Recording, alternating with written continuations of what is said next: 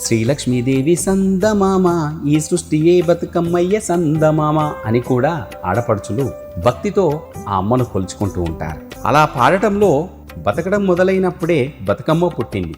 ఈ సృష్టే ఒక పెద్ద బతుకమ్మ. బతుకునిచ్చేయమ్మ, బతుకమ్మ నేర్చిన మాయమ్మ. ఈ సృష్టిని పూజించడం, గౌరవించే క్రమంలో ఆ బతుకమ్మ పండుగ పుట్టిందని కూడా మన పురాణాలు చెబుతూ ఉంటాయి. అందుకే ఇది అత్యంత ప్రాచీనమైన పండుగ.